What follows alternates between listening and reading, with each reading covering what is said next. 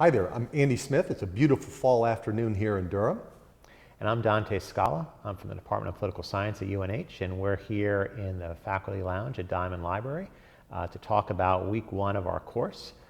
First, welcome to everybody. After a year's worth of work, we're finally getting started, and we're so excited to see so many of you up on the discussion boards and sharing your experiences in past New Hampshire primaries, if you've had them, or telling us a little bit about yourselves. And so we're really impressed by the diversity of people in terms of their everything from ages to their work experiences. And so I think we're looking forward to a good discussion. Yeah, and I hope we do see that a number of you have had a lot of experience working on New Hampshire primaries in the past. And we do hope that you'll continue to share those experiences with other people who haven't been so lucky to be able to do that.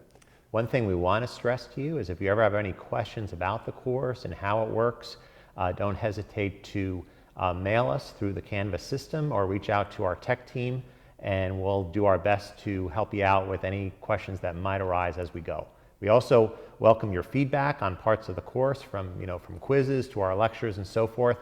We look forward to hearing from you. This is our kind of first voyage in all of this, so we're looking forward to getting some feedback so that we can do it better next time.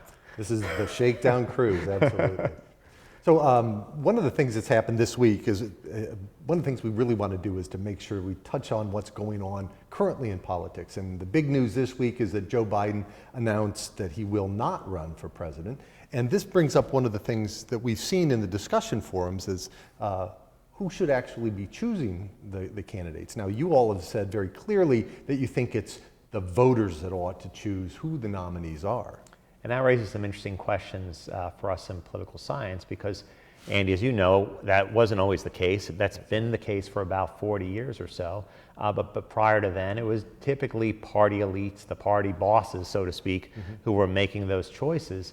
And one of the key questions that we in political science think about now is how much has really changed now that we have primaries and caucuses in which voters are voting? Because if news stories are true, Joe Biden was reaching out to other party elites and asking them whether he should be running. I mean, there was all sorts of talk about conversations going on. No one knew what the conversations were about, but one might read between the lines a bit and think, well, maybe he was trying to figure out whether he would have the elite support in terms of fundraising, endorsements, and so forth to actually make a go at taking on Hillary Clinton. Right, and I think that the assessment that Biden has made is that he probably would not have the support he thought would be necessary to be able to pull this off.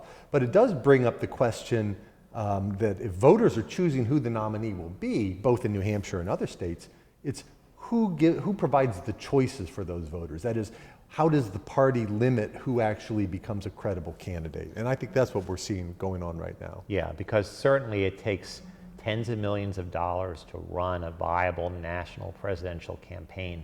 So many candidates fail even get to the starting line so that voters, not just here in New Hampshire, but across the nation can actually get a good look at them. So those underdog campaigns are possible, but even a Bernie Sanders, who's seen as the underdog in this campaign, he's had to raise tens of millions of dollars even to get to that place.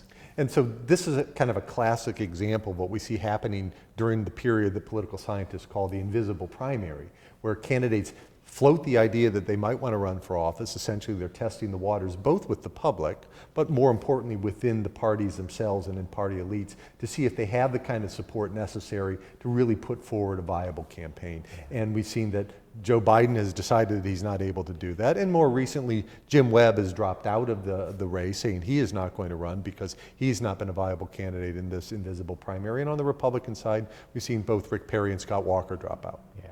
Next week, when we unveil our new set of videos on Tuesday, is going to be New Hampshire week. And we'll be talking all about the nooks and crannies of this small but complicated political environment in which we live and in which the primaries take place. So anything you want to know about New Hampshire, this is your week to be sure. And hopefully you'll start to think about some of those things that you might have thought to be true about New Hampshire that maybe aren't so. So we'll see you next week. In the meantime, keep on discussing on the boards, and we'll see you there, and we'll chime in from time to time as well.